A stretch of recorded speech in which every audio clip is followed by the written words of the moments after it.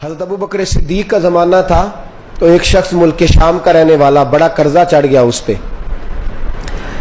تو وہ حضرت ابو بکر صدیق کے پاس آیا، کہنے لگا آپ امیر بھی ہیں اور امیر بھی ہیں، دونوں باتیں ہیں، ایک امیر یہ ہے کہ مسلمانوں کے سربراہ ہیں اور دوسرا اللہ نے آپ کو مال و دولت بھی عطا فرمایا ہے، تو میرے اوپر قرضہ چڑھ گیا ہے تو مہربانی فرمائے۔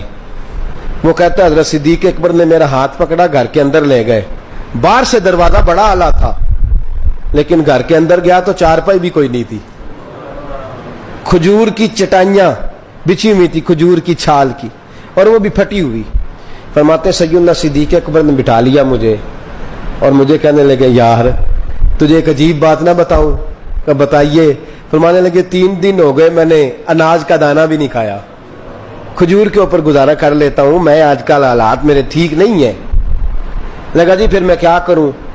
تو آپ فرمانے لگے تو عثمان غنی کے پاس جا۔ کس کے پاس؟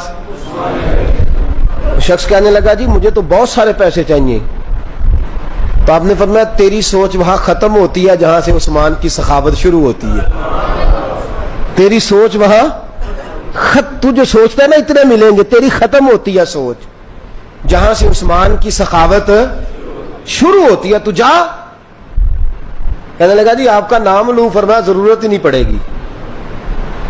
کہا جی میں ذکر کروں گا کہ مجھے امیر المومنین نے بھیجا ہے۔ فرمایا ضرورت ہے، صرف اتنا تو جا کے بتانا کہ میں مقروض ہوں اور رسول اللہ کا نوکر ہوں صلی اللہ علیہ، اتنا بتانا کہ مسلمان ہوں، مصطفیٰ کا غلام، بس، اور کسی اضافے کی ضرورت۔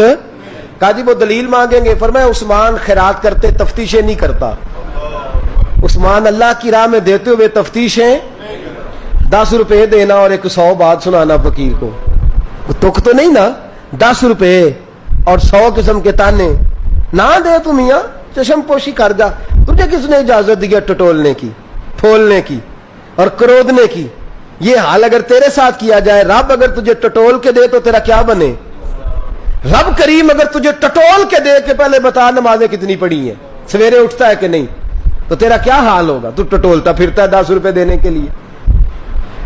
حضرت عثمان غنی کی عادت نہیں، وہ شخص کہتا ہے میں چلا گیا، پوچھتا پچھاتا دروازے پہ پہنچا، دروازے پہ دستک دی تو حضرت عثمان غنی کے اندر سے بولنے کی آواز ہے، اپنے بچوں کو ڈانٹ رہے ہیں، کہتے ہیں او یار تم لوگ شہد کے اندر، دودھ کے اندر شہد ملا کے پیتے ہو، خرچہ تھوڑا کم کرو، اتنا خرچہ تم نے بڑھا دیا ہے، تم دودھ کے اندر دودھ بھی میٹھا شہد بھی میٹھا، ایک چیز کھا لو کو بیمار ہو، 2 چیزیں استعمال کرتے ہو۔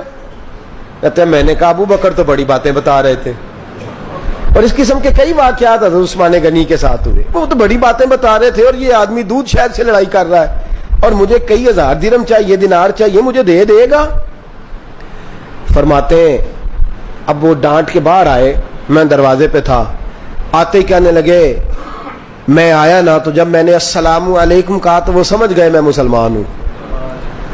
کہتے ہیں وعلیکم کہا تو پہلا جملہ انہوں نے جو بولا وہ ان کے بڑے پن کا مظاہرہ تھا۔ کہنے لگے بچوں کو ایک بات سمجھانی تھی، آنے میں مجھے 1.5-2 منٹ لگ گئے، تو دروازے پہ کھڑا رہا، مجھے معاف کر دینا۔ بڑے لوگوں کی بڑی باتیں، بڑے لوگوں کی بڑی باتیں، اتنا بڑا قد ہے اتنا بڑا اخلاق ہے۔ کہنے لگے تجھے ایک بات بچوں سے کرنے لگ گیا تھا، تجھے انتظار کرنا پڑا، ذرا درگزر کرنا۔ کہتے ہیں پھر انہوں نے دروازہ کھولا، جو اس وقت ان کا ماحول تھا حویلی کا، ڈرائنگ روم کا، جو بھی، مجھے بٹھایا۔ کہتے ہیں میرے لیے جو پہلی چیز آئی وہ دودھ کے اندر شہد ڈال کے وہ لائے۔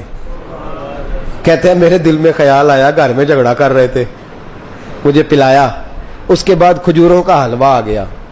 کہتے ہیں میں نے کہا بچوں کو کہہ رہے تھے ایک میٹھی چیز استعمال کرو، میرے لیے 3 آ گئی ہیں، 3 آ گئی، عجیب شخص ہے۔ کہتے ہیں میں لیکن ابھی میرا تصور جمع نہیں، میں نے کہا اتنا تگڑا نہیں جتنا حضرت ابو بکر نے بتایا ہے۔ کہتے ہیں کھلا پلا کے نا پھر پوچھنے لگے کیسے آئے ہو، کیسے آئے ہو؟ تو کہتے ہیں میں نے کہا کہ جناب میں مجبور ہوں، آج بہت سارے لوگ ہیں نا جن کے پاس کسی کی بات سننے کا ٹائم ہی نہیں، کہتے موٹی موٹی بات کریں آخری۔ حضرت عثمان غنی پوری کھلا پلا کے کہنے لگے کیسے آنا ہوا؟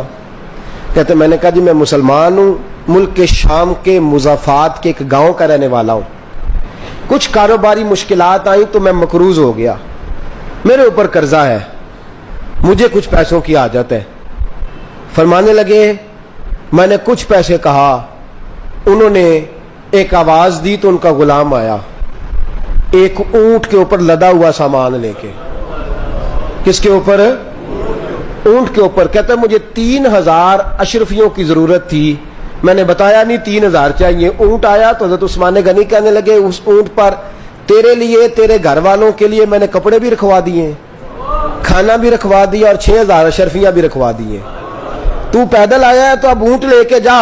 کہتے میں نے کہا حضور اونٹ واپس کون کرنے آئے گا؟ کہنے لگے واپس کرنے کے لیے دیا ہی نہیں تو تحفہ ہے, تو لے جا. کہتے ہیں میں کہاں سے چلا تھا ڈھونڈتا اور مدینے میں آیا, اور جب مدینے میں آیا تو پھر اللہ نے جھولی بھر کے عطا فرمایا.